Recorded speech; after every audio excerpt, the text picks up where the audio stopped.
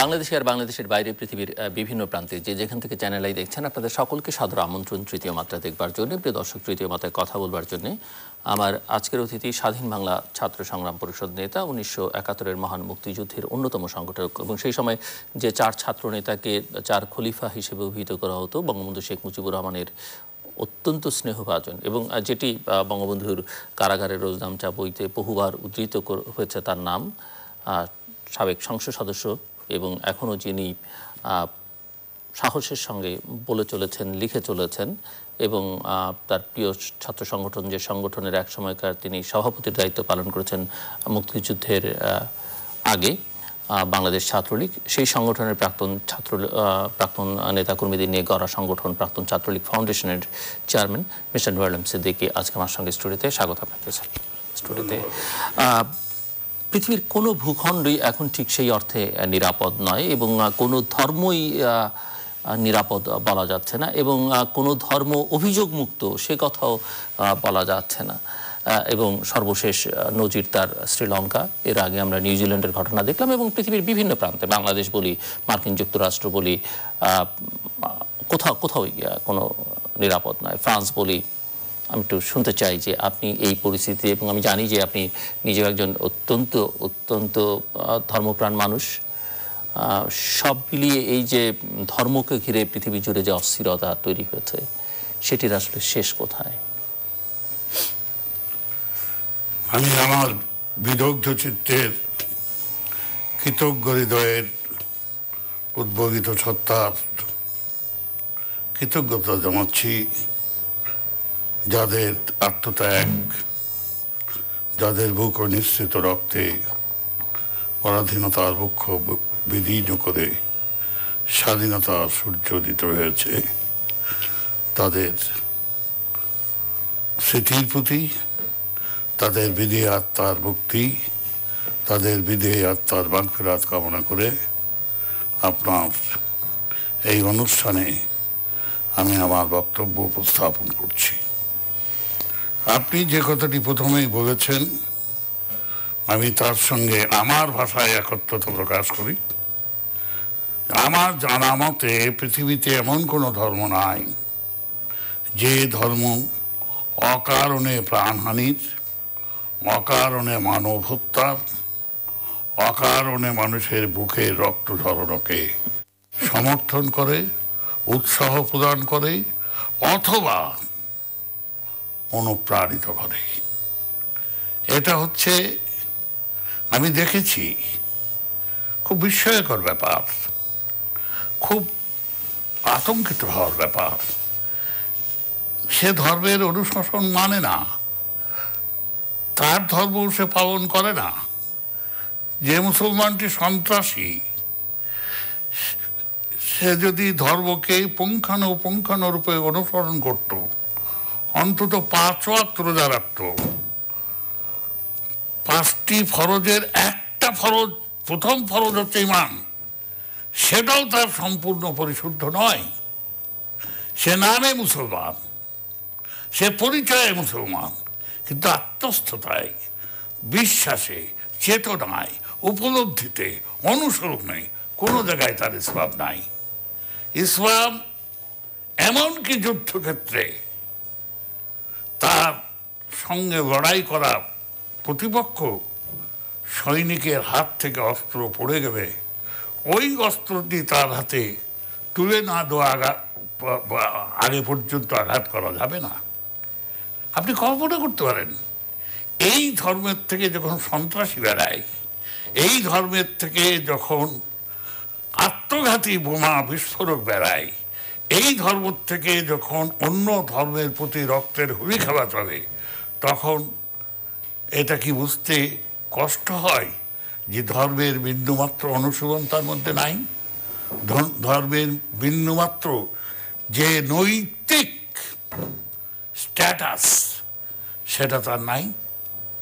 আমাদের নবী পাক সাল্লাল্লাহু আলাইহি ওয়াসাল্লামের অনেক উদাহরণ। আমি ভাই মওলানা নই, আমি কামেও মানুষ নই, আমার ইসলামিক বাহিনী লেখাপড়া অত্যন্ত সীমিত, তবু আমি যতটুকু পড়েছি, সহিষ্ণুতা, অন্যের প্রতি সহমর্মিতা, অন্যের ধর্মের প্রতি সহিষ্ণুতা, এটা ইসলামের সর্বশ্রেষ্ঠ শিক্ষা। যেখানে ইসলামকে শান্তির ধর্ম বলা হয়। হ্যাঁ, এই জন্য ইসলামকে শান্তির ধর্ম বলা হয়। পরস্পর আয়ামে জাহিলিয়াতের যুগে যখন মানবতা সম্পূর্ণরূপে বিধ্বস্ত ছিল, যখন মানুষের মনুষ্যত্ব বিন্দুমাত্র কাজ করত না, যখন মানবতার প্রতি মানুষের বিন্দুমাত্র অঙ্গীকার ছিল না, ঠিক তখনই নবী করিম সাল্লাল্লাহু আলাইহি ওয়াসাল্লাম এই ইসলাম ধর্মের প্রবর্তন করেন। এবং সেখান থেকে ইসলামের সবচেয়ে বড় আকর্ষণ হচ্ছে সেই আয়ামে জাহিলিয়া যুগের মানুষগুলো যখন ইসলাম গ্রহণ করলো, তারা এমনভাবে এটা স্বাদ অনুভব করলো, এমনভাবে এতে পরিতৃপ্ত হলো, এমনভাবে এর সঙ্গে মিশে গেল যে তারা আজ পর্যন্ত দুনিয়ার শ্রেষ্ঠ মানবতার জ্বলন্ত দৃষ্টান্ত হিসাবে রয়ে গেছেন। আপনি নিশ্চয়ই জানেন, এনসাইক্লোপিডিয়ায় নবী করিম সাল্লাল্লাহু আলাইহি ওয়াসাল্লামকে পৃথিবীর শ্রেষ্ঠতম মানুষ হিসাবে আখ্যায়িত করা হয়েছে। এটা মুসলমানরা বের করে নাই। এই এনসাইক্লোপিডিয়া বিধর্মী আমরা যাকে বলি খ্রিস্টান ইহুদিদের নিয়ন্ত্রণে বের হয়েছে, কিন্তু নবী করিম সাল্লাল্লাহু আলাইহি ওয়াসাল্লামকে তারা শ্রেষ্ঠতম মানুষ হিসাবে স্বীকার করেছে। তা আমি প্রথমেই এই আলোচনার গভীরে যাওয়ার আগেই শ্রীলঙ্কায় যেটা ঘটেছে, কারা ঘটিয়েছে এখন পর্যন্ত এটাও কিন্তু সুস্পষ্ট নয়।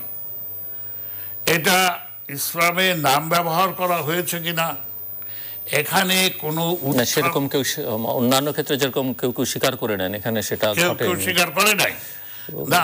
তবু ভবিষ্যতেও যদি ইসলামকে নিন্দিত করার কারণে, ইসলামকে অভিযুক্ত করার কারণে, ইসলামের উপরে দোষারোপ করার প্রয়োজনে যদি কেউ মুসলমান নামধারী কাউকে এনে দাঁড় করায়, তবুও আমি বলবো যে এটি করেছে সে শুধু উদ্ভ্রান্ত পাগল নয়, সে শুধু মানবতা বিরোধী নয়, সে শুধু মনুষ্যত্বহীন নয়, সে শুধু পশুত্বের দাসত্ব করে না, সে একজন বদ্ধ উন্মাদ। মুসলমান তো সে হতেই পারে না। আমি আপনাকে যে কথাটা দৃষ্টি আকর্ষণ করার চেষ্টা করেছি, আমি দেখেছি আপনি একটু অন্যমনস্ক তখন ছিলেন। আমি বলতে চাচ্ছি আয়ামে জাহেলিয়া যুগে যখন মানুষের মধ্যে মনুষ্যত্ববোধ সম্পূর্ণ বিলুপ্ত হবে, এটা আমি পুনরাবৃত্তি করছি, তখন ওই আয়ামে জাহেলিয়া যুগের যারা প্রধান সর্দার, তারা এমনভাবে আসক্ত হলো, অনুরক্ত হলো, তাদের মনের মধ্যে এমন একটা আবেদন সৃষ্টি করলো, তাদেরকে এমনভাবে মনুষ্যত্বের প্রতি আকর্ষণ করলো যে তারা দুনিয়ার শ্রেষ্ঠ মানুষ হিসাবে পৃথিবীর ইতিহাসে চিরঞ্জীব হয়ে রয়েছেন। নবী আলাইহিস সালাম তো রয়েছেনই। সেই ইসলামের নামে যদি কোনো রকমের স্বৈরাচার, বোমাবর্ষণ, আত্মঘাতী বোমাবর্ষণ, অগ্নিসংযোগ, মানব হত্যা করা হয়, এটা আমি বলবো মুসলমান হিসাবে যে যেখানে যে অবস্থায় থাকুক তাকে এটা নিন্দা করা উচিত। প্যালেস্টাইনে মুসলমানদের ইহুদিরা আজকে স্বস্তিতে থাকতে দিচ্ছে না, তাদের আবাসভূমিকে সর্ব অবস্থায় আতঙ্কিত এবং বিপর্যস্ত রেখেছে। সেই প্যালেস্টাইনে মুসলমানদেরও এই ধরনের হত্যা, এই ধরনের মানবতা বিরোধী, এই ধরনের রক্তের হোলি খেলার নিন্দা করা উচিত। আমাদের তো করা উচিত। আমি তো একজন মুসলমান হিসাবে একে শেষ নিঃশ্বাস ত্যাগ করার আগে পর্যন্ত নিন্দা করে যাব। এখানে দুটো তিনটে প্রশ্ন আমি জাস্ট আপনাকে একটু ধরিয়ে দেওয়ার জন্য আলোচনাটা আনতে চাই। যেমন শ্রীলঙ্কার পুলিশ প্রধান তিনি কয়েকদিন আগ থেকেই বলছেন এরকম ঘটনা ঘটতে পারে, তৌহিদ জামাত নামে একটি ধর্মীয় সংগঠন ইসলামিক, তারা এর সঙ্গে যুক্ত থাকতে পারে। কিন্তু ভারতীয় একটি পত্রিকার খবরে প্রকাশিত হয়েছে যে শ্রীলঙ্কান প্রেসিডেন্ট শ্রীসেনা তিনি নাকি ক্যাবিনেট মিটিংয়ে কথা বলেছেন যে এটি ভারতীয় গোয়েন্দা সংস্থা করেছে এবং তার ধারণা এটি ভারতের প্রধানমন্ত্রী নরেন্দ্র মোদী জানেন না এবং তাকে হত্যা করতে চায়, এরকম একটা বক্তব্য হিন্দু পত্রিকা ছাপা হয়েছে এই শ্রীলঙ্কার এই ঘটনার প্রেক্ষিতে। এবং আরেকটি প্রশ্ন আমি বারবার কাকে হত্যা করতে চাই? শ্রীলঙ্কান প্রেসিডেন্টকে, এবং তারা এই ঘটনা ঘটেছে বলে তিনি মনে করেন। এটি ভারতীয় পত্রিকা ছাপা হয়েছে, কিন্তু তারা এখনো নিশ্চিত করতে পারেনি যে তিনি আসলে ক্যাবিনেট মিটিংয়ে এই কথাটি বলেছেন কিনা। তৃতীয়ত হচ্ছে যে আমরা এখন শুধু মুসলমানদের না, অন্যান্য ধর্মাবলম্বীদের মধ্যেও এক ধরনের উগ্রতা দেখতে পাচ্ছি এবং সেটি তারা কোথাও আমরা নিউজিল্যান্ডের সে জায়গায় আপনি যাবেন এবং শ্রীলঙ্কার ঘটনায় দুঃখজনক অনেকগুলো মানুষের প্রাণ গেছে, তার মধ্যে একটি বাংলাদেশি শিশু প্রাণ হারিয়েছে, 8 বছর বয়সী চায়ান, আপনি জানেন, আমাদের শেখ সেলিম সাহেবের নাতি। আমি সেই জায়গাটি আসতে চাই। আমি তো আগে আমার সমালোচনা করে নেবো, জি, আগে আমার ত্রুটির ব্যাপারে আমাকে সংশোধিত করার, আমাকে পরিসাবিত করার, আমাকে মানবতার সপক্ষে আনার যতটুকু প্রয়োজন সেটা তো আমি বলবই। আমি ইসলাম সম্বন্ধে এই জন্য বলছি, ইসলাম শব্দের অর্থটি হচ্ছে শান্তি। ইসলাম প্রতিষ্ঠিত হয়েছিল আয়ামে জাহেলিয়াকে অস্বীকার করে বা তাকে বিতাড়িত করে। সেই ইসলামে এই ধরনের সহিংসতা, এই ধরনের নৃশংসতা, এই ধরনের মানবতা বিরোধী হত্যাকাণ্ড সম্পূর্ণরূপে নিষিদ্ধ। সেই কথাটিকে জোর দেওয়ার জন্য, সেই কথাটির উপরে আমার সমস্ত বিশ্বাস যে জড়িয়ে আছে সেটাকে প্রতিভাত করার জন্য, প্রকাশ করার জন্য, সেটাকে সবার সম্মুখে আনার জন্য কথাটি আমি বলছি যুব সাহেব। এখন আপনি আসেন অন্যান্য ধর্মের কথা। আমি পৃথিবীর কতগুলো ধর্ম আছে তাও বলতে পারবো না, কতগুলো মানুষ কি কি আচার ব্যবহার করে তাও আমি বলতে পারবো না, কিন্তু এটুকু সত্য যে ধর্মগুলো সম্পর্কে মোটামুটি আপনি আমি ওয়াকিবহাল, সম্যক উপলব্ধি আছে আমাদের, সেখানে কোথাও হত্যাকে উৎসাহিত করা হয় নাই, প্রণোদনা দেওয়া হয় নাই, অনুপ্রাণিত করা হয় নাই। হত্যা করলে মানে ধর্মীয় যুদ্ধ ছাড়া এমনি শান্তিপূর্ণ অবস্থায় হত্যা করবে, হত্যার একটা পুরস্কার আছে, এটা কোনো ধর্মে বলে না।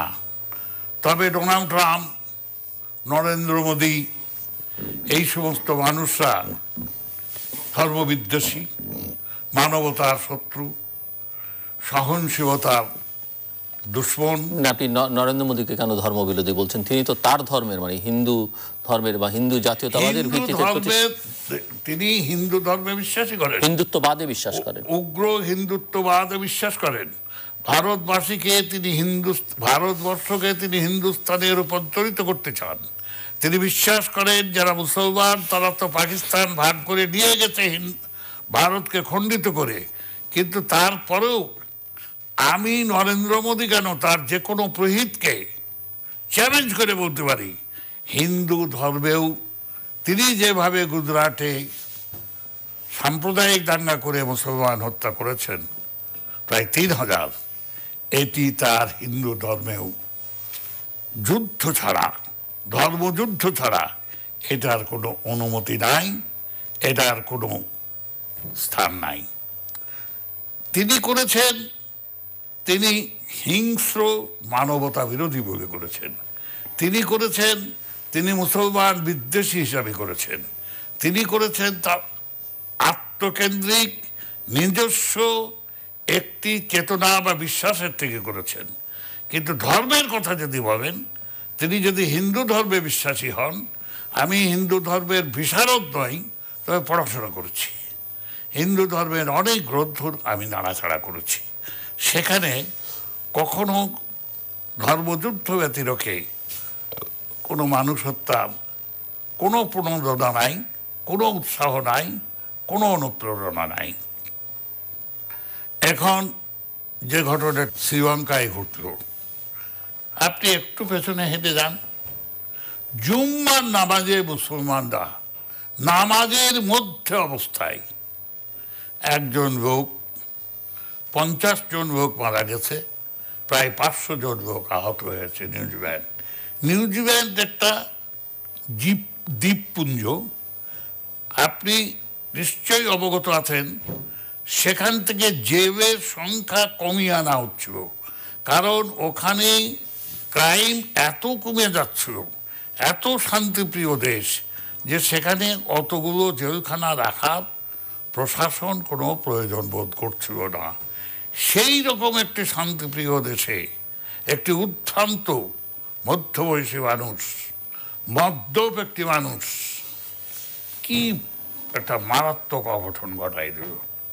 এটা অন্য যে কোনো জায়গায় হলে, এটা দক্ষিণ আফ্রিকায় হলে আমরা অতখানি বিস্মিত হতাম না। এটা যে কোনো একটা উগ্রবাদ জায়গায়, সিরিয়ায় হলে আমরা অতখানি দুশ্চিন্তাগ্রস্ত হতাম না। কিন্তু দেখেন, একটা মানুষ সহস্র বৎসরের একটি ইতিহাসকে কলঙ্কিত করে দেব। একটি মানুষ একটা জাতীয় চেতনাকে সম্পূর্ণ কালিমা যুক্ত করে দেব। একটি মানুষ একটি শান্তিপ্রিয় জাতিকে কিভাবে কলঙ্কিত করে দেব। তা আমাদের, তবে এখানে নিউজিল্যান্ডের নাগরিকদের এবং বিশেষ করে নিউজিল্যান্ডের প্রধানমন্ত্রী যে দৃষ্টান্ত দেখিয়েছেন, তিনি নামাজ ঘরে গিয়ে তিনি নামাজ পর্যন্ত পড়েছেন। অভিবাদন জানাই পার্লামেন্টে আসসালামু আলাইকুম বলে, পার্লামেন্টে তিনি আসসালামু আলাইকুম ওয়া রাহমাতুল্লাহ বলে শুরু করেছেন। হিজাব পরে, এবং নিউজিল্যান্ডের সকল নারীরাই মুসলমানদের হিজাব পড়েছে, সবার পাশে দাঁড়িয়েছে, প্রতীকী হিসাবে একদিন হিজাব পড়েছে। আর এই ঘটনার উপরেও আপনি জানেন যে ফ্রান্সের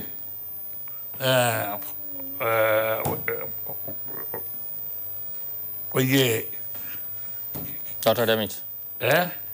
নটরডেম চার্চ, না ওই যে টাওয়ারটা লোহার যেটা বানাইছে প্যারিসের, সেখানে বাতি জ্বলে নাই। আইফেল টাওয়ারে বাতি জ্বলে নাই, কতক্ষণের জন্য এটাকে অন্ধকার রাখা হয়েছে। এটার প্রতিবাদ হচ্ছে দুনিয়ার সর্বত্র, এটার প্রতিবাদ হচ্ছে। যেখানেই মানবতা সজাগ, সচেতন, সপৃথিবী, সেখানে এটার প্রতিবাদ হচ্ছে। এই জিনিসটাকে কেউ সমর্থন করবে প্রকাশ্যে, এইরকম উদ্ভ্রান্ত কোনো জাতি আছে বলে আমার মনে হয় না। কিন্তু তার আগের ঘটনাটাও লক্ষ্য করে দেখেন, নিউজিল্যান্ডের মতো একটা জায়গায় জুম্মার নামাজ পড়ছে, সেখানে 50 জন লোককে হত্যা করল একটু উদ্ভ্রান্ত মধ্যবয়সী মানুষ। তা এগুলো কেন হচ্ছে? সেটি করলো অন্য ধর্মের মানুষ, হ্যাঁ, অন্য ধর্মের। কিন্তু আবার আপনি দেখবেন যে অনেক জায়গায় মুসলিম দেশগুলো তো মসজিদে এরকম ঘটনা ঘটেছে, যেই ঘটনাগুলো ঘটিয়েছে আবার মুসলমানরাই। হ্যাঁ, এবং সেটা ধর্মীয়, শুধু মসজিদে নয়, সেখানেও নামাজ পড়া অবস্থায় মানুষকে বাধা দিচ্ছে। এগুলো নিন্দা করার ভাষা আমার নাই। এটা অত্যন্ত নিন্দনীয়, এতে যেমন সন্দেহ নাই। আপনি আমাকে জিজ্ঞেস করতে পারেন এটার প্রতিবিধান কোথায়? দেখেন, এটার প্রতিবিধান প্রতিবাদের মধ্যে, এটার প্রতিবিধান এটার বিরুদ্ধে সোচ্চার হওয়ার মধ্যে, এটার প্রতিবিধান সমস্ত ধর্ম, বর্ণ, গোত্র নির্বিশেষে পৃথিবীতে একই সুরে একে নিন্দা করার মধ্যে। এটার প্রতিবিধান সমস্ত দেশের আইনি ব্যবস্থায় এই ধরনের ঘটনাকে কোনো ব্যক্তির পাগলামি হিসাবে এড়িয়ে না যেয়ে দৃষ্টান্তমূলক শাস্তি বিধানের মধ্যে। আমি জানি না আমার কথাটা অতিরঞ্জিত হয়ে যাচ্ছে কিনা, আমি জানি না আমার এই কথাটি আইনের বিপক্ষে যাচ্ছে কিনা, কিন্তু যিনি বা যারা এই ঘটনাটি ঘটাচ্ছেন তিনি নিজেই স্বীকার করছেন কোনো কোনো ক্ষেত্রে, কোনো কোনো ক্ষেত্রে এক জায়গায় এটা প্রমাণিত হচ্ছে এটা XYZ এই ঘটনাটি ঘটিয়েছেন। অতএব এটার জন্য কোনো সাক্ষী প্রমাণ নাই। তাৎক্ষণিকভাবে তার মৃত্যুদণ্ড কার্যকরার মধ্যে ধরা পড়বেই ফায়ারিং স্কোয়াডে নিয়ে তাকে গুলি করে তার যদি প্রাণদণ্ড দেওয়া যায়, তাহলে পাগল হোক আর ছাগলই হোক, নিজের জীবনের মায়া নাই এইটা বলা খুব দুষ্কর, এটা বলা খুব কঠিন। কিন্তু যারা আত্মঘাতী বোমা নিয়ে যাচ্ছেন তারা তো মরতেই যাচ্ছেন, তাদেরকে ক্ষেত্রে যারা আত্মঘাতী বোমা নিয়ে যাচ্ছেন তারা হঠাৎ করে মরতে যাচ্ছেন না জিউর সাহেব। আমি আত্মঘাতীদের উপরে একটু পড়াশোনা করেছি। তাদের কাউন্সিলিং দিতে দিতে দিতে দিতে দিতে দিতে হ্যাঁ, তাদের ব্রেনটাকে এমন করে ওয়াশ করে দেওয়া হয়েছে যে জীবনের প্রতি, জীবন বোধের প্রতি, মানবতা বোধের প্রতি, মনুষ্যত্বের প্রতি, প্রাণের প্রতি, আপন আত্মার প্রতি, নিজের জীবনের প্রতি তার সমস্ত মায়া মমতা উঠে যায়। ওই যে রাজীব গান্ধীকে যিনি আত্মঘাতী বোমায় হত্যা করলেন, তার উপরে খণ্ডিত জীবনী আমি পড়ছিলাম। কি ভয়াবহ ব্যাপার! 2 ঘন্টা পরেই সে বোমা বেঁধে রাজীবকে হত্যা করবে, করেছেও তাই। কিন্তু জানেন সে শেষ ইচ্ছা প্রকাশ করেছে, প্রাণ ভরে বিরিয়ানি খাইছে, কাচ্চি বিরিয়ানি হোটেলে বসে। 2 ঘন্টা পরে যে মারা যাবে, ওই বিরিয়ানি তো সে হজম করেও দিতে পারবে না। সে প্রচণ্ড তৃপ্তির সাথে 2 ঘন্টা আগে বিরিয়ানি খাইছে। তার মানে কি, তার মনুষ্যত্ববোধ তো দূরে থাক, জীবনবোধ তো দূরে থাক, মানবতাবোধ তো দূরে থাক, কোনো বোধই তার মধ্যে কাজ করছিল না। এইভাবে তাকে ইল মোটিভেটেড করা হয়েছে, ভুলভাবে তাকে মোটিভেটেড করা হয়েছে, যে সে হিতাহিত জ্ঞান শূন্য হয়ে গেছে, হিপনোটাইজ করা ধরে যাকে বলা যায়। তা আমি আপনার এই অনুষ্ঠান থেকে সারা বিশ্বের মানুষের প্রতি আহ্বান জানাবো, আসেন আমরা বর্ণ, গোত্র, দেশের সীমানা, ধর্ম সব কিছুর ঊর্ধ্বে উঠে সম্মিলিতভাবে এই ধরনের ঘটনা, যে পাগল করেছে তার তো দৃষ্টান্তমূলক শাস্তি দিতেই হবে, এবং অন্যরা যাতে এটা করার থেকে বিরত থাকে। এদের কোনো ধর্ম নাই, এদের কোনো জাত নাই, এদের কোনো দেশ নাই, এদের কোনো রাষ্ট্র নাই, এদের কোনো বিবেক নাই। এদের বিরুদ্ধে সমগ্র বিশ্বব্যাপী মানুষ আপনার সোচ্চার হতে হবে। প্রসঙ্গক্রমে আমি একটা কথা বলতে চাই, যে এটা তো গেল ব্যক্তি পাগলামি। এই সেদিনের ঘটনা,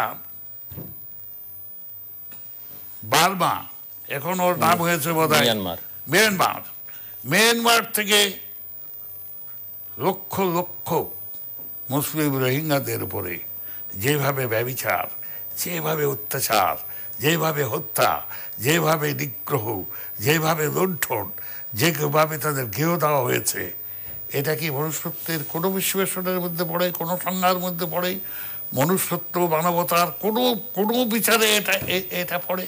এটা করা হয়েছে। এবং 2-1টা বাণী বর্ষণ করে কেন সেদিন বিশ্বে বলা হলো না,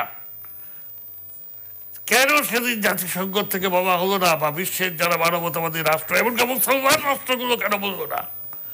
যদি এইটার যথাযথ বিচার যারা করেছেন, যে সেরা ব্যক্তিত্বরা করেছেন, তাদের হত্যা মামলার আসামি করে যদি তাদের বিচার করা না হয়, প্রয়োজনে বারবার আমরা আক্রমণ করব। এতগুলো মুসলিম রাষ্ট্র, এইরকম তোপ মাথার মধ্যে, এইরকম রুমাল, হ্যাঁ, তারা কেন চুপ থাকবো? তারা কেন সেদিন ওইভাবে ব্যাঘ্র গর্জনে গর্জে উঠবে? মুসলমানরা তো আর ঐক্যবদ্ধ না, মানে তারা তো নানান দিকে নানানজন নানান সুবিধা মতো চলছেন। আপনি ইসরায়েলের কথা বলেন, অনেক মুসলিম রাষ্ট্র ইসরায়েলকে স্বীকৃতিও দিয়ে দিচ্ছে এবং তাদের সঙ্গে ব্যবসা বাণিজ্য করছে। তা সেখানে আমার কথা হচ্ছে কি, এই কথাটা বলতে আপনি হাসবেন কিনা আমি জানি না, আমি তো এগুলো কিয়ামতের আলামত দেখতে পাচ্ছি। যে যেমন আয়ামে জাহেলিয়া যুগে বা পৃথিবীর সৃষ্টির প্রারম্ভে মানবতা কাজ করতো না। আগুন আবিষ্কৃত হওয়ার আগে সমাজে যেমন কোনো সভ্যতা, কোনো আইন, কোনো আচার অনুষ্ঠান কাজ করতো না। সবই ছিল ব্যভিচার, সবই ছিল আইনের বিরুদ্ধে, জোরজার মুল্লুকতার। এই যখন সমাজের অবস্থা ছিল, সোশ্যাল কন্ট্রাক্ট থিওরি প্রতিষ্ঠিত হওয়ার আগে আজকে সমাজটা ধীরে ধীরে সেই দিকে এগিয়ে যাবে, জোরজার মুল্লুকতার। এটা কি কোনো সুস্থ মানুষ সমর্থন করতে পারে? তাই আমি বিশ্ব মানবতার কাছে আজকে আরো আবেদন করব, জাতিসংঘ একটা প্রাতিষ্ঠানিক সত্তা হিসেবে নয়, সারা বিশ্বের মানবতার তারা প্রতিনিধিত্ব করবে, এইভাবে তার কাছে আবেদন করব যে আসুন আমরা এমনভাবে রুখে দাঁড়াই যে যে ব্যক্তিটি এ ঘটনা ঘটাবে সেই দেশের রাষ্ট্র যদি তার ওই কঠোর বিচার করতে ব্যর্থ হয়, দরকার হয়ে কমান্ডো দিয়ে তাকে ওখান থেকে উঠায় এনে, কেন লাদেনকে উঠায় নিয়ে যায় নাই তারা? তাই যদি সম্ভব হবে তবে সেই ব্যক্তিকে ওই রাষ্ট্র থেকে উঠাই নিয়ে দিতে পারবে না কেন? উঠাই নিয়ে যে তাকে দৃষ্টান্তমূলক মৃত্যুদণ্ড দিতে হবে, যাতে অন্য পাগলরা একটু আশ্বস্ত হয় যে বাবা রে বাবা, এটার একটা কঠিন সাজা তার জন্য অপেক্ষা করছে। তো যাই হোক, আমি একটু অন্য প্রসঙ্গে যাই। আপনি নরেন্দ্র মোদীর কথা উল্লেখ করছিলেন এবং আপনি জানেন যে ভারতে নির্বাচন চলছে, জাতীয় নির্বাচন শেষ হবে 19 মে এবং 23 মে ফলাফল। সো ভারতের গত নির্বাচনের আগেও আমরা আপনার সঙ্গে কথা বলেছি, নির্বাচনের পরেও কথা বলেছি, মোদীর শাসনকালও আমরা দেখলাম। সব মিলিয়ে এবারের নির্বাচন সম্পর্কে এবার কি হতে যাচ্ছে বলে মনে করেন আপনি? দেখেন, এটা মোদীর উত্থানের জন্য দায়ী হচ্ছে ভিপি সিং। রাজীব গান্ধীকে ক্ষমতাচ্যুত করার জন্য বিজেপিকে যেভাবে সযত্ন গাবিত্বের সামনে নিয়ে আসছেন, 3টা আসনের থেকে, 2টা আসনের থেকে, এটা যিনি গণতন্ত্রের অন্যতম মানুষপুত্র হিসেবে খ্যাত, যিনি অন্যতম সৎ রাজনীতিবিদ হিসেবে ভারতে প্রশংসিত, সেই ব্যক্তিটি এই ভুল করে গেছেন। তিনি বিজেপিকে অনর্থক, অনাকাঙ্ক্ষিত, অনভ্যুত প্রশ্রয় দিয়ে গেছেন। তারপরে হঠাৎ নরেন্দ্র মোদীর একটা ক্যারিসমা তৈরি হয়ে গেল।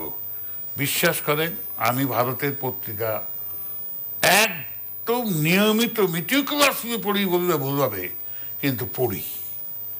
আমি নরেন্দ্র মোদীর ক্যারিসমা তৈরি হওয়ার, এইরকম তৈরি হওয়ার কোনো রাজনৈতিক যোগ্য কারণ দেখি না। হঠাৎ করে সর্বভারতীয় রাজনীতিতে মোদি মোদি মোদি মোদি মোদি। আমি শুনেছি যে যে ইনস্টিটিউশনটি নির্বাচনের সপক্ষে এই রকমের একটা কাজ করে, আপনি জানেন আমেরিকার অনেক প্রতিষ্ঠান এরকম এজেন্ট হিসাবে কাজ করে, তারা গিয়েছিল, সোনিয়ার কাছে গিয়েছিল, ওনারা তাকে প্রত্যাখ্যান করেছেন। তখন সে যে মোদির কাছে যে আশ্রয় দেয় এবং তারা তাদের রাজনৈতিক তাবিজ, জড়ি বটি, এটা আমি কৌতুক করে বলছি, দিয়ে পড়ায় শোনায় হিমাচলের ওই ভণ্ড সন্ন্যাসীটাকে এনে ভারতের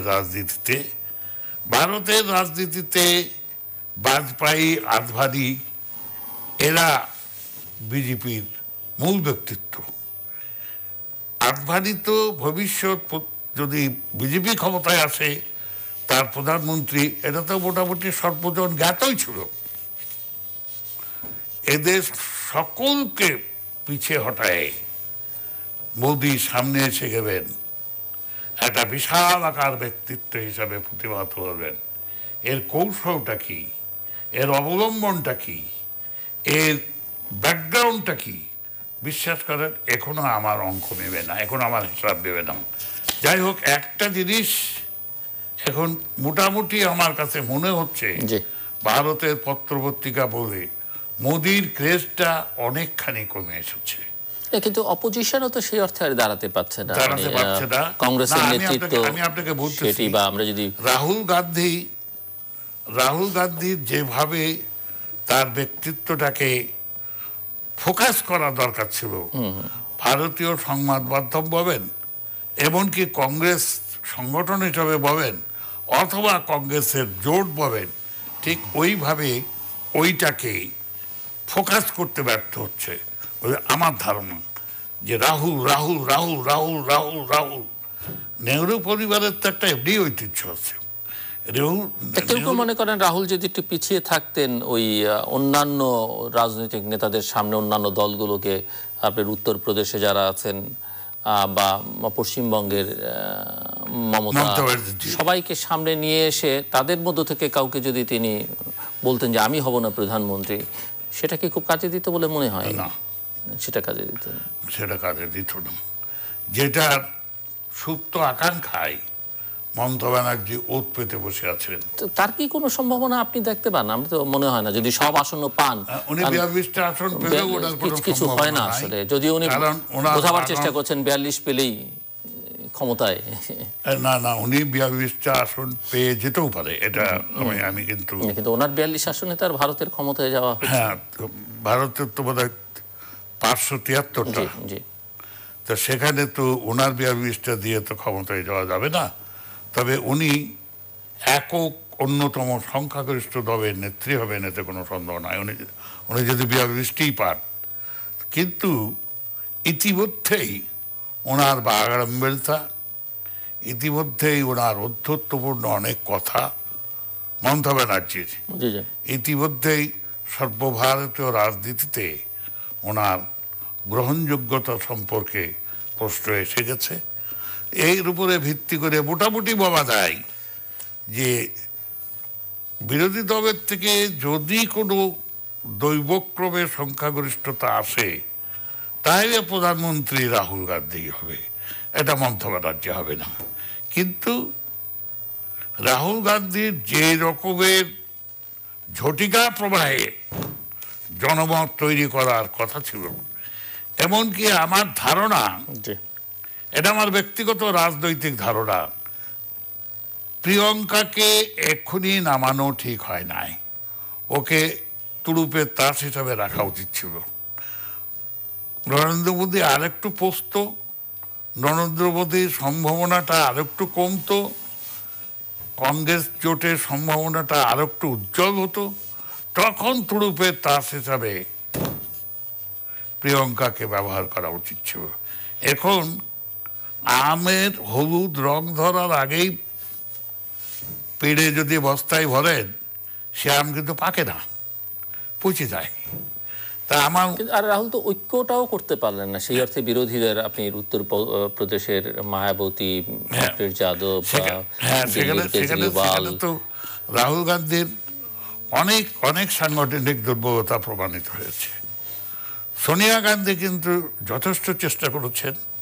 এবার আমি একটা আর্টিকেল রেখেছি, শুক্রবারে আসবে প্রতিদিনে, যে উনি আসনে দাঁড়ায় লোকসভায় নির্বাচনের রায় বেরুবের থেকে প্রতিদ্বন্দ্বিতা করার জন্য মনোনয়নপত্র দাখিল করে উনি ভারতবাসীকে একটা জানান দিয়েছেন যে না, আমি রাজনীতিতে আছি এবং আমি রাহুলকে পেছন থেকে পৃষ্ঠপোষকতা দেবো। এটা কিন্তু একটা পজিটিভ দিক। কিন্তু তারপরেও, আরে ভাই, রাহুল গান্ধীর মধ্যে তো কিছু জজবা থাকতে হবে, রাহুল গান্ধীর মধ্যে তো স্পিরিটটা থাকতে হবে, রাহুল গান্ধীর মধ্যে তো ওই ওই ওই ফোর্সটা থাকতে হবে। তা রাহুল গান্ধী, এটা ওদের বংশের মধ্যে কারো নাই, উনি এখনো বিয়ে করে নাই। আপনি জানেন কি? জানি। উনি এখনো বিয়ে করে নাই। তো যে একটা সংসারই পাতে নাই, সে ভারতবর্ষ চালাবে কি করে? সে তো একটা সুশৃঙ্খল সংসার দেখাতে পারবে না ভারতবাসীকে। সংসার চেয়ে ভারতকে বেশি গুরুত্ব দিচ্ছেন হয়তো। সংসার কিছুটা থাকতে পারে, পারিবারিক পরিবার কেন্দ্রিক সমাজ গড়ে উঠেছে ওই নেহরু পরিবারের। এখানে কিন্তু একটা কথা আমি এই টকশোকে বলি, অনেকেই এই জিনিসটা বুঝতে পারেন না। ইন্দিরা গান্ধী থেকে শুরু করে, সোনিয়া গান্ধীর থেকে শুরু করে, রাহুল গান্ধীর থেকে শুরু করে সবারই ধারণা যে সোনিয়া গান্ধী বা ইন্দিরা গান্ধী বোধহয় মহাত্মা গান্ধীর মেয়ে বা ওই পরিবারের থেকে আসা। ব্যাপারটা তা নয়। ইন্দিরার স্বামীর নাম ছিল ফিরোজ গান্ধী, কাশ্মীরি ব্রাহ্মণ। সেখান থেকে ফিরোজ গান্ধীর টাইটেল দিয়েছে ইন্দিরা গান্ধী।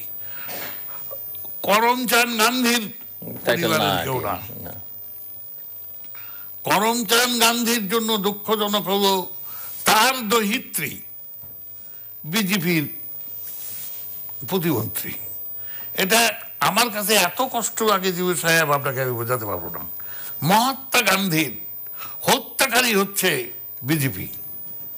আপনি জানেন যিনি মহাত্মা গান্ধীকে হত্যা করেছিলেন তিনি হিন্দু মহাসভা সক্রিয় সদস্য। আর এই মোদি এত রাজনৈতিক হারামজাদা, এত রাজনৈতিক দুষ্টচক্র যে সে ওই গান্ধীঘাটে গিয়ে জল তর্পণও করে আসে। আর যে লোক বেড়েছে তার কিন্তু ব্রঞ্জের মূর্তি বানাইছে এই বুদ্ধি নথুরাম গডসের। আবার নথুরাম গডসের ওখান থেকে এসেই আমার মনে হয় ওই ঘাটের থেকে ফুল দিয়ে এসেই নথুরাম গডসের পায়ে ফুল দেয় মোদি। তো আপনি চিন্তা করে দেখেন, রাজনৈতিক ফ্রডগিরি করা, ভণ্ডগিরি করার একটা সীমা থাকবে তো। এদিকেও আছে ওদিকেও আছে। তারপর আপনি মনে করছেন যে নির্বাচনী বৈতরণী হয়তো বা নির্বাচনের পাল্লা তার দিকেই। এইবার যেভাবে রাহুল এগাচ্ছেন, যেভাবে রাহুল জোট গঠন করেছেন, তার যে গতি, তাতে যে স্থিরতা, তাতে আমার মনে হচ্ছে না যে মোদিকে হটাতে পারবেন। মোদিকে হটানোর দুটা রাস্তা। একটা হচ্ছে প্রবলভাবে ভারতীয় জনমত, তার সাম্প্রদায়িক চিন্তার তাকে প্রকাশ করে তুলে ধরে তার বিরুদ্ধে ভারতীয় জনমত গঠন করে একটা। আর দুই নম্বর হচ্ছে উনি যেভাবে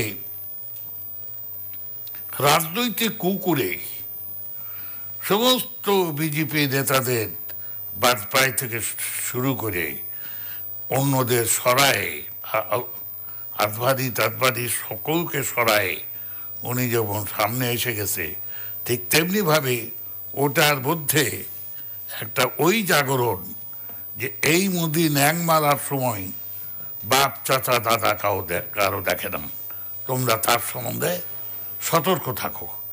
এই রকমের একটা রাজনৈতিক পরিকল্পনা প্রতিফলিত করতে না পারা পর্যন্ত মোদিকে আটকানো কিন্তু খুব কঠিন। মোদি আপনি জানেন বোধহয় পোশাক পরিচ্ছদের দিকে অত্যন্ত বিলাসী। তিনি অত্যন্ত মূল্যবান পোশাক পরিচ্ছদ পরতে ভালোবাসেন। হ্যাঁ, তিনি যোগাসন করেন, একথা যেমন সত্য, তিনি ভোজন বিলাসী, একথাও তেমনি সত্য। তো সব কিছু মিলায়ে উনি একটা অন্তর্দ্বন্দ্বের লোক, এদিকেও আছেন ওদিকেও আছেন। জি, আমরা একটু দেশের দিকে চোখ ফেরাই এবং বাংলাদেশের রাজনীতি কোন দিকে যাচ্ছে বলে মনে হচ্ছে, যদিও এখন আলোচনার শীর্ষে অবস্থান করছে বেগম জিয়ার মুক্তি এবং প্যারোলের মুক্তি এবং তার দলের সদস্যদের যারা বিগত নির্বাচনে জয়ী হয়েছেন তাদের সংসদে যাওয়া সাফল্য। তা এখানে আমি একটা কথা বলতে চাই যে এর আগের বছর বিএনপি নির্বাচন বয়কট করে 2014 সালে, 2014 সালে একটা মহা ভুল করেছে।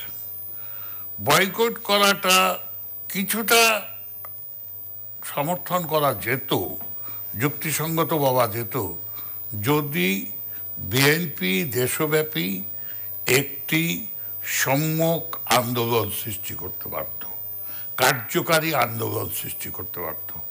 কেন জানি না খালেদা জিয়া 2014 সালের পর থেকে নির্জীব, নিষ্প্রিয়, নিস্তব্ধ হয়ে গেলেন। রাজনীতিতে মনে হলো উনি বিকলাঙ্গ একটি মহিলা, রাজনীতিতে মনে হলো উনি মেরুদণ্ডহীন একটা মহিলা, রাজনীতিতে মনে হলো উনি স্থবির একটা মহিলা। এই প্রায় 10 বছর প্রধানমন্ত্রী, বার উনারটা ধরবে 3 বারের প্রধানমন্ত্রী, ওই কয়েকদিনের মধ্যে ওনাকে যে পদত্যাগ করতে হলো, তত্ত্বাবধায়ক সরকারের দাবি মানতে হলো। 96 সালের 15 ফেব্রুয়ারি নির্বাচন। হ্যাঁ, 15 ফেব্রুয়ারি নির্বাচনটাকে যদি আপনি হিসাবে আনেন, তবে উনি 3 বারের প্রধানমন্ত্রী। তিনি হঠাৎ করে এইভাবে নিষ্ক্রিয় হয়ে গেলেন কেন, নিষ্ক্রিয় হয়ে গেলেন কেন, স্তিমিত হয়ে গেলেন কেন? যদি এটা বয়সজনিত কারণে হয়, তাইলে তার উত্তরাধিকার তৈরি করা উচিত ছিল। এখানে আমি আর একটা কথা আপনি শুভজিবে বলতে চাই, তৈরি করেননি বলে মনে হয়। না না, আপনি শুভজিবে বলতে চাই, এখানেও বেগম খালেদা জিয়া একটা বড় ধরনের ভুল সিদ্ধান্ত নিয়েছেন। তারেক রহমান কে উত্তরাধিকার হিসাবে দাঁড় করায়। তারেক রহমান বাংলাদেশের আইনের দৃষ্টিতে তো বটেই, মানুষের দৃষ্টিতেও দুর্নীতিপরায়ণ। যারা একদম অন্ধ বিএনপি না, বিএনপির সমর্থন করেন, তারাও কিন্তু তারেক রহমানকে দুর্নীতিপরায়ণ মনে করেন। আমি এই দুর্নীতির প্রশ্নে না গিয়ে একটা কথা বলতে চাই, তিনি যদি বিএনপির উত্তরসূরি হন, তিনি যদি বিএনপির নেতৃত্বের কাণ্ডারি হন, তাইলে তিনি অনতিবিলম্বে বাংলাদেশে এসে বিএনপির হাল ধরবেন। আমি জানি এয়ারপোর্টের থেকে তাকে গ্রেপ্তার করা হবে। So what? জিউল সাহেব, আপনি আমাকে চেনেন, আমার যৌবনের 60 বছর আমি কারাগারে কাটিয়েছি। আমি কারাগারে মায়ের মৃত্যু সংবাদ শুনে 1 সপ্তাহের তো দূরে থাক, 1 দিনের জন্য আমি ফেরত পাই নাই। আমার মা তার একমাত্র সন্তানকে দেখার জন্য বিস্তারে ছটফট করেছে। আমার বাবা কারাগারে এসে পাগলের মতো কান্নাকাটি করেছে। আমি চিঠি দিয়ে বলেছি, বৎসরের পর বৎসরের জন্য নয়, মাসের পর মাসের জন্য নয়, সপ্তাহের পর সপ্তাহের জন্য নয়, 1 দিনের জন্য আমাকে একটু পারেও দাও। আমি আমার মায়ের, মুমূর্ষু মায়ের মুখটা দেখে আসতে চাই। আমার তো সেই পারেও দেয় নাই। তখন কি আমি বট দিয়ে কারাগার থেকে বেরিয়ে এসেছি? তখন কি আমি আত্মসমর্পণ করেছি? আরে রাজনীতি করতে হবে তো তোমাকে ত্যাগ স্বীকার করতেই হবে। রাজনীতি করতে গেলে তোমাকে তো জেলখানায় যেতেই হবে। জেলেরও ভয় থাকবে, আর প্রধানমন্ত্রীরও স্বপ্ন থাকবে। দুটোতে একসঙ্গে থাকতে পারে না জিউল সাহেব, এটা কার্যকারী হয় না। তো তারেক রহমান সাহেব, আপনি দেশে আসুন। আপনি দেশে না আসবে তো আন্দোলন গড়ে উঠবে না। আপনি যদি নিরাপদ দূরত্বে থাকেন, আপনার কর্মীরা তো গরম পানিতে পা রাখবে না,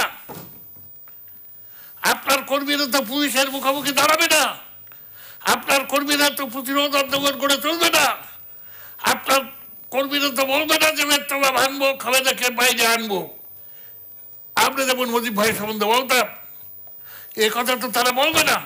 তো এখন যে বেগম জিয়ার প্যারোলের মুক্তি নিয়ে কথা হচ্ছে, যদি এগুলো নিয়ে নানা রকমের কথাবার্তা এবং ওই যে সংসদে যাওয়া নিয়েও যে কথা হচ্ছে, এটি আপনি কিভাবে দেখছেন? সংসদে বিএনপি সর্ব অবস্থায় যাওয়া উচিত, সেই কথাটা বলতে বলতেই আমি একটু সাইড ট্র্যাক করে ফেলেছি। আপনাকে ধন্যবাদ। গতবার ওনারা নির্বাচনে গেলেন না, এবার নির্বাচনে গিয়ে অল্প কয়টা সিট পেলেন, তারপরেও ওনারা শপথ দিচ্ছেন না। তা আপনি তর্কের খাতিরে ধরে দেন ওনারা শপথ দেবেন না। এইভাবেই কোনো রকমে কোনো কথাবার্তা করতে করতে আর একটা নির্বাচন এসে গেল। তখন বিএনপি কোন মুখে নির্বাচন করতে যাবে? বলে, ভাই আপনাদের ভোট দিয়ে লাভ কি, আপনারা নির্বাচিত হয়ে তো শপথই দেন না। সংসদে যান, শপথ দেন, কথা বলেন, ওয়াক আউট করেন, সরকারের ত্রুটি উচ্চতিগুলো ধরেন, যদি আপনারা এখন তো ওনারা যেখানে নির্বাচনকেই প্রশ্নবিদ্ধ করছেন বা বলছেন যে নির্বাচনটি হয়, কেন নির্বাচন তো অবশ্যই প্রশ্নবিদ্ধ গিয়ে প্রমাণ করেছেন। না না, নির্বাচন তো অবশ্যই প্রশ্নবিদ্ধ, কিন্তু আপনারা গিয়ে যে জনগণের ম্যান্ডেট টানবেন, এই প্রশ্নবিদ্ধ নির্বাচনের মধ্যেও তো আপনারা নির্বাচিত হয়ে এসেছেন। নির্বাচনটি প্রশ্নবিদ্ধ নয়, স্বচ্ছ এবং নিরপেক্ষ, এর মধ্যে কোনো দুর্নীতি নাই। আগের দিন রাতে সিল বেড়ে বাক্সে ভরে পুড়ে রাখা হয় নাই, একথা আমি বলছি না, এগুলো সবই সত্য অভিযোগগুলো। কিন্তু আপনারা যারা নির্বাচিত হয়েছেন, আপনারা সংসদে গিয়ে সংসদের মধ্যে দাঁড়ায়ে শপথ নিয়ে এই কথাগুলো তারস্বরে বলতে শিখেন, শুরু করেন। আপনি বলবেন যে সময় দেবে না, সময় দেবে না, ওয়ার্কআউট করেন, আবার ভিতরে আসেন, আবার যান, আবার আসেন। এমন একটা পর্যায়ে আসুন যেন আপনাদের ঢুকতে দেওয়ার জন্য তারা চিন্তা ভাবনা করে যে কি করে ঢুকতে দেওয়া যায়।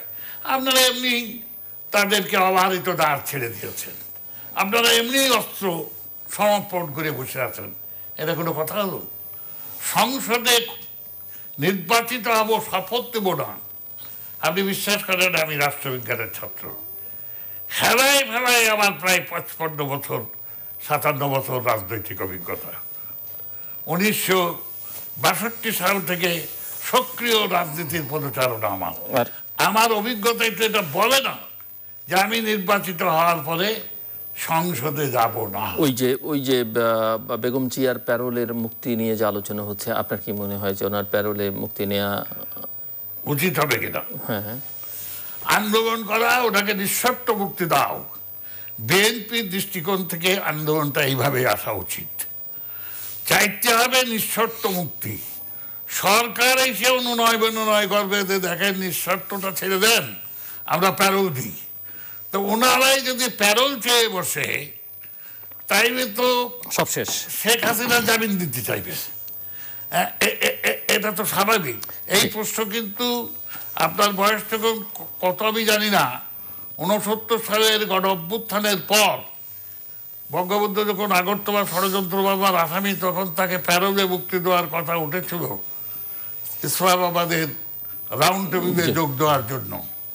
সেই প্যারোলে তখন আমরা কেন্দ্রীয় কারাগারে বন্দি অবস্থায়, আমরা জেলখানার থেকে এটার বিরোধিতা করেছিলাম এবং ভাবি আমাদের কাছে চিরকুট পাঠিয়েছিলেন, বেগম ফজিলাতুন্নেসা রেনু ভাবি, যে অনুগ্রহ করে আপনারা এই প্যারোলে ইসলামাবাদ যাওয়া এই প্রস্তাবটিকে ঠেকান, তাই শেষ হয়ে যাবে।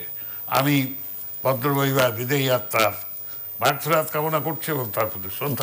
আমি একটু মিস্টার সিদ্দিকী অন্য প্রসঙ্গে যেতে চাই, সময় আমার হাতে খুব বেশি নেই। দুটো বিষয় আমার মনে হয় আপনার মতামত রাখা খুবই জরুরি। একটি হচ্ছে যে বাংলাদেশ এখন মূল্যবোধের যথেষ্ট অবক্ষয় হচ্ছে এবং এক ধরনের সামাজিক অস্থিরতাও আমাদের লক্ষ্য করছি। এই যে নারী নির্যাতনের ঘটনা, ধর্ষণের ঘটনা এবং সেসব কাজের সঙ্গে যারা জড়িয়ে পড়ছে, সব মিলিয়ে আমি একটু আপনার মতামত শুনতে চাই। এটা বার্তালিতভাবে বেড়ে যাচ্ছে, এটা নিঃসন্দেহে। আমি আমার প্রতি অনুষ্ঠানেই মূল্যবোধের অবক্ষয়ের বিষয়ে আপনার এবং আপনার মাধ্যমে বাংলাদেশের বিবেক সম্পন্ন জনগণের দৃষ্টি আকর্ষণ করার চেষ্টা করি। মূল্যবোধের অবক্ষয় যেভাবে হচ্ছে, সেইটিরই ফসল হচ্ছে ধর্ষণ, ব্যভিচার, এই রাজনৈতিক অস্থিরতা এবং লুটতরাজ, এগুলো। আমি প্রসঙ্গক্রমে বলতে চাই যে আইন শৃঙ্খলা, ছিনতাই, এগুলো একটু হলেও কম মনে হচ্ছে, কিন্তু অন্যদিকে ধর্ষণ, ব্যভিচার, এইগুলো মারাত্মকভাবে, ভয়াবহভাবে বেড়ে গেছে। তা এইটার বিরুদ্ধে জনমত গঠনের কোনো বিকল্প নাই। আর এইটার ওই যে সামারি আদালত করে, কোর্ট করে তার তাৎক্ষণিক বিচার, দৃষ্টান্তমূলক শাস্তি দিতে হবে, যাতে ধর্ষণকারীরা কোনোভাবেই রেহাই না পায়। এবং ইফটিচিংয়ের কারণে আপনি জানেন আত্মহত্যার হারও অনেক বেড়ে গেছে। অনেক মেয়ে বলতে পারে না সহ্য করতে পারে না, রাস্তায় জোর করে তার বুকে হাত দেওয়া হয়, রাস্তায় জোর করে তাকে চুম্বন দেওয়া হয়, রাস্তায় জোর করে তার উড্ডা কেড়ে নেওয়া হয়। এই সমস্ত ঘটনাগুলো অহরহ ঘটছে। কিছু পত্রিকায় আসে, কিছু আসে না।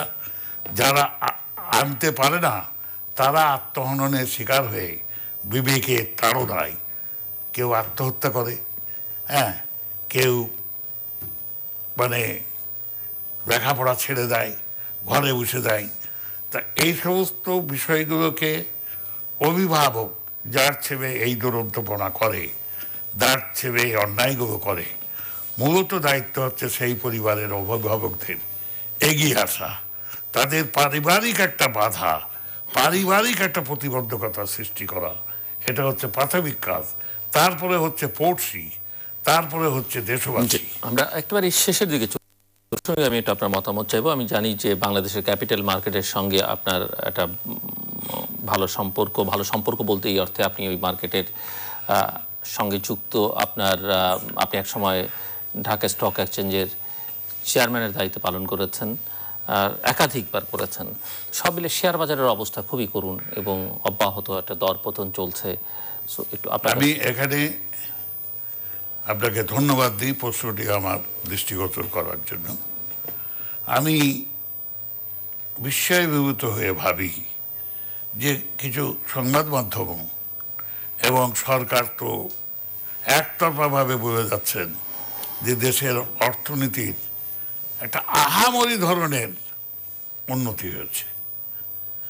আমি মনে করি আহামরি ধরনের না, যে কোনো ধরনের অর্থনৈতিক উন্নতির ব্যারোমিটার হচ্ছে স্টক এক্সচেঞ্জ, নীতি হচ্ছে স্টক এক্সচেঞ্জ, মাপা হয় সেখান থেকে। তো এই অব্যাহত দরপতন হবে কেন? দেশের অর্থনীতি যদি চাঙ্গা থাকবে, দেশের অর্থনীতি যদি শক্তিশালী হবে, দেশের অর্থ সংকট না থেকে অর্থ তারল্য যদি প্রবৃদ্ধ থাকে, তা সে বিশেষ করে এটা এই দেশে এখনো সুদের প্রতি একটা বিরাট অংশ জনসংখ্যার ঘৃণা আছে, নেতিবাচক ধারণা আছে। সেই টাকাগুলো তো তারা খাটাবে স্টক এক্সচেঞ্জে। টাকাগুলো গেল কোথায়? বাতিল গর্তে ঢুকে গেল, কাসিমের মতো টাকার পাওয়া আছে। তা আমি মনে করি আমাদের দেশের অর্থনীতি ভঙ্গুর। আমি মনে করি আমাদের দেশের অর্থনীতি নেতিবাচক।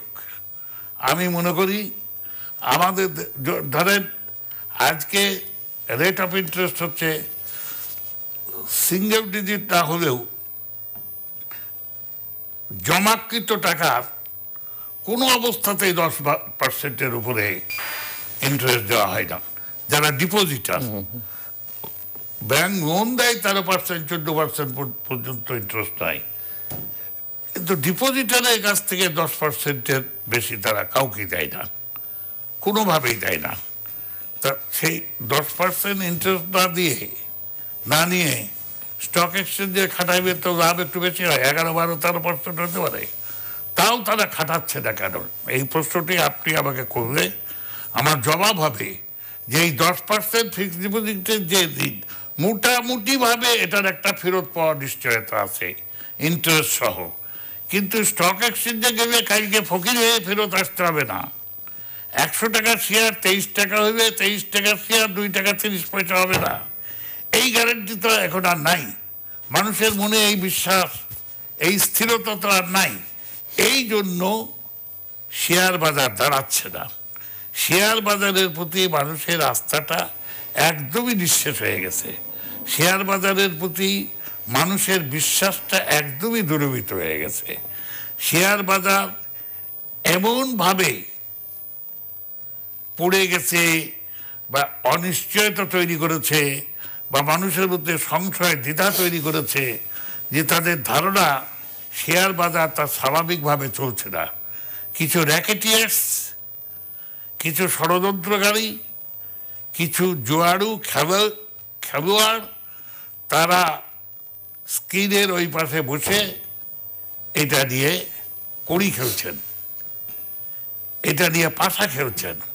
তারা যেভাবে চাল দিচ্ছেন সেইভাবে শেয়ার বাজারের দর ওঠানামা করছে। তা এই যে মানে অর্থনৈতিক অস্থিতিশীলতা, এই যে রাজনৈতিক নিয়ন্ত্রণের অভাব স্টক এক্সচেঞ্জের উপরে, এই যে বলগাহীনভাবে কিছু গুটি কয়েক লোক, আপনি ঠিকই বলেছেন, আমি স্টক এক্সচেঞ্জের দীর্ঘদিন এটা চেয়ারম্যান ছিলাম, আমি ওই রাস্তা দিয়ে এখন হাঁটি না, আমার একটা হাউস আছে, এটা সত্য। কারণ আমার কথা হচ্ছে কি যে এখন স্টক এক্সচেঞ্জের চেয়ারম্যান ছিলাম, এটা এখন আর এটা গৌরবের কথা না, এখন এটা মানুষের কাছে নিন্দনীয় কথা। যে বোধহয় এই যে বাড়ি ঘর বিষয় সম্পত্তি ইন্ডাস্ট্রি আমি করেছি, ওই স্টক এক্সচেঞ্জের চেয়ারম্যানের সময় মাল বানায় নিয়ে বোধহয় করেছি। আমার এই সংশয় হয়, আমার যদিও আমি করি নাই। তা যাই হোক, আমার সর্বশেষ কথা হলো, আল্লাহ এদেশের বিবেককে তুমি উদিত করো। আমার সর্বশেষ কথা হলো, মানুষগুলো যারা অর্থনৈতিকভাবে আপনারা সচল, যারা আপনারা অর্থনৈতিকভাবে এদেশের ভাগ্য নির্ধারণ করেন, আপনারা বিবেককে সম্পূর্ণ বিক্রি করে দেন না। আপনারা মানুষের মুখের থেকে তাকিয়ে দেখেন, ওই বঙ্গুর মানুষগুলো তারাই এদেশের নাগরিক, তারাই এদেশের মানুষ, তাদেরই বুকের রক্ত ঝরা অর্থে আপনারা আজকে এত উচ্চে উঠেছেন।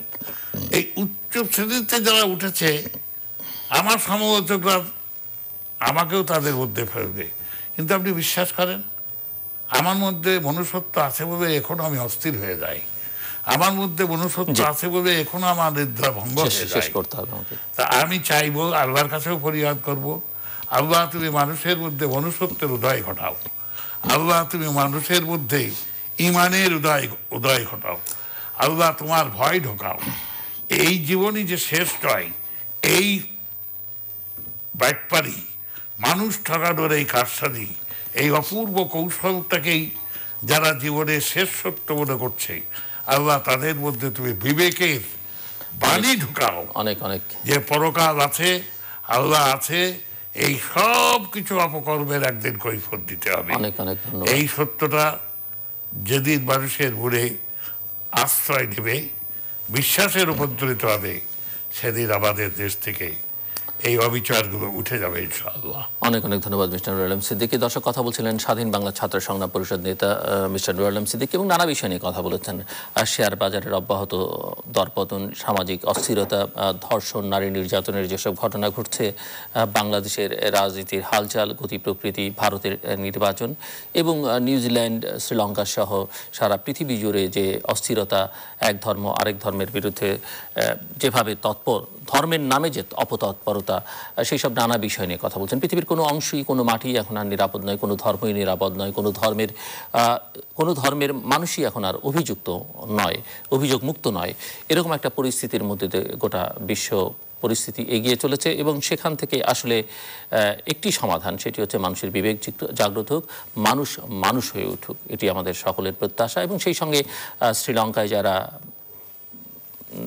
একের পর এক বোমা বিস্ফোরণে যারা নিহত হয়েছেন, তাদের বিদেহী আত্মার শান্তি আমরা কামনা করছি। বিশেষ করে বাংলাদেশের একটি শিশু, 8 বছরের শিশু জায়ান নিহত হয়েছে, মৃত্যুবরণ করেছেন, তার প্রতি আমাদের তার বিদেহী আত্মার শান্তি কামনা করছি, তার পরিবারের সদস্যদের প্রতি আমাদের সমবেদনা।